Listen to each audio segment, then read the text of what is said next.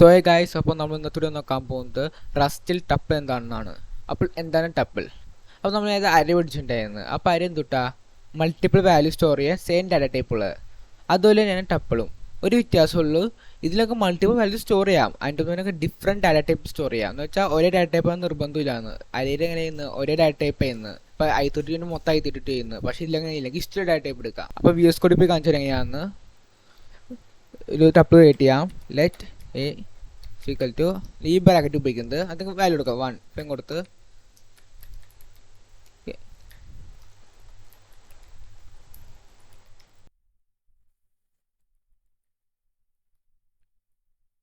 കണ്ടോ ക്രിയേറ്റ് ചെയ്തിട്ട് കാണാൻ പറ്റും. Let a is equal to ഈ ബ്രാക്കറ്റിൻ്റെ ഉള്ളിൽ കൊടുക്കുന്നത് ഞാൻ ഇത് ഫസ്റ്റത്തെ i32 ചോദിക്കും. ഇൻറ്റീജർ ആണ്. ഓക്കെ, i32 നോക്കണ്ട, ഇൻറ്റീജർ ആയിട്ട് എടുക്കും. അപ്പോൾ ബൈ ഡിഫോൾട്ട് i32 ആണ്. ഇത് ഇൻറ്റീജർ ആണ്. ഇത് സ്ട്രിങ് ആണ്, സ്ട്രിങ് ലിറ്ററൽ. ഓക്കെ, ഞാൻ ഇവിടെ 2 സ്ട്രിങ് കൊടുത്താൽ സ്ട്രിങ് ഒബ്ജക്റ്റ് ആവും. പിന്നെ ഇത് ബൂലിയൻ. ഓക്കെ, അപ്പോൾ കാരണം മൂന്ന് ഡാറ്റ ടൈപ്പാണ്. എനിക്ക് മൂന്നെല്ലാം കാരണം സ്റ്റോർ ചെയ്യാൻ പറ്റും, ഇനി ആക്സസ് ചെയ്യാൻ പറ്റും. അപ്പോൾ ഇതിനെനിക്ക് ഇത് കൊടുക്കണം. ഓക്കെ, മൊത്തം ആക്സസ് ഒരെണ്ണം വെച്ചാൽ ആക്സസ് ചെയ്യാൻ പ്രശ്നമില്ല, പക്ഷേ മൊത്തം ആക്സസ് കൊടുക്കേണ്ടി വരും.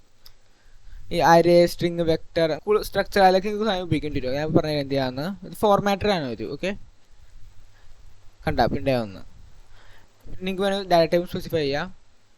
നിങ്ങൾ ഡാറ്റ സ്പെസിഫൈ ചെയ്യുന്നത് ബ്രാക്കറ്റിൻ്റെ ഉള്ളിൽ കൊടുക്കുക. ഫസ്റ്റ് ചെയ്ത് i32 പിന്നെ സ്ട്രിംഗ് ലിറ്ററിൽ ബുലിയൻ. ഓക്കെ, ഇങ്ങനെ കൊടുക്കുക. കുറച്ചിലും പ്രശ്നമില്ല, പക്ഷേ എപ്പോഴും കൊടുക്കാൻ റെക്കമെൻഡ് ചെയ്ത് ഡാറ്റ ടൈപ്പ് കൊടുക്കുന്നത്. അല്ലെങ്കിൽ വെച്ചാൽ സേഫ്റ്റിക്ക് വേണ്ടി, അല്ലെങ്കിൽ ഫ്യൂച്ചറിൽ ആദ്യം ചേഞ്ച് ചെയ്യാൻ പറ്റും നമ്മുടെ ഡാറ്റ ടൈപ്പ്. അപ്പോൾ സേഫ്റ്റിക്ക് വേണ്ടി ഡാറ്റ ടൈപ്പ് പോലും കൊടുക്കണം. ഓക്കെ, ഇന്നൊക്കെ ഇത് ഒന്നൊന്നായിട്ട് ആക്സസ് ചെയ്യണമെങ്കിൽ നോക്കാം. ഇതിൻ്റെ ആവശ്യം ഇത് കിടന്നു വെച്ചാൽ പ്രശ്നമൊന്നുമില്ല, ഇപ്പം കളഞ്ഞേക്കാം എന്തായാലും.